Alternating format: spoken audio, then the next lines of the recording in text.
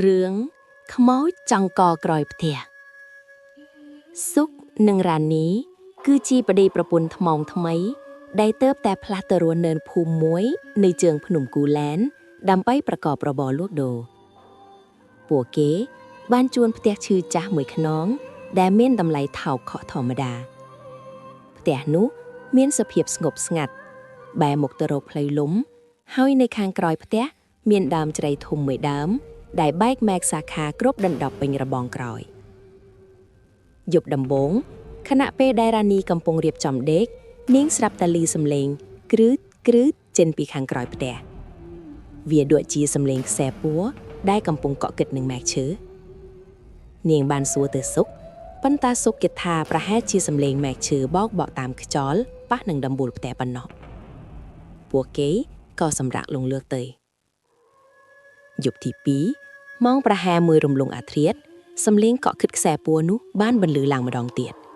ប៉ុន្តែលើកនេះវាអំដោយសំឡេងយំខ្សឹកខ្សួលរបស់មនុស្សស្រីរ៉ានីភ័យញ័រខ្លួនក៏ដាក់សុកឯក្រោកឡើង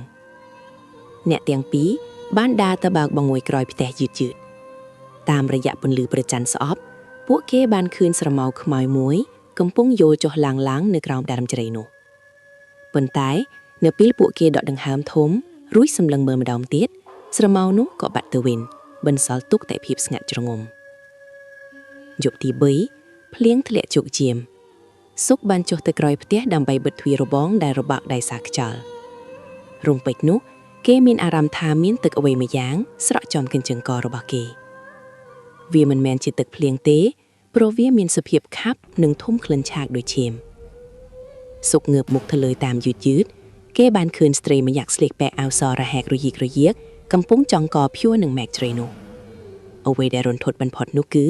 អណ្ដាតរបស់នាងលៀនចេញមកក្រៅយ៉ាងវែងភ្នែកលៀនសម្លឹងចំមុខសុករួចនាងសើចក្អាកទាំងឈាមហូរចេញពីមាត់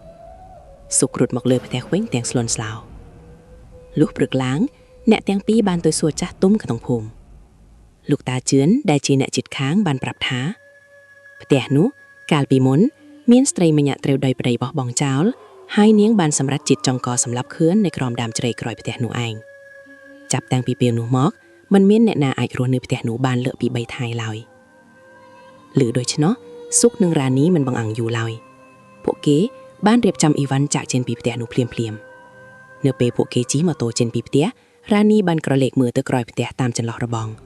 នាងនៅតែឃើញស្ត្រីម្នាក់នោះឈរនៅក្រោមដើមជ្រៃលើកដៃលាពួកគេទាំងស្នាមញញឹមគួរឲ្យខ្លាចបំផុត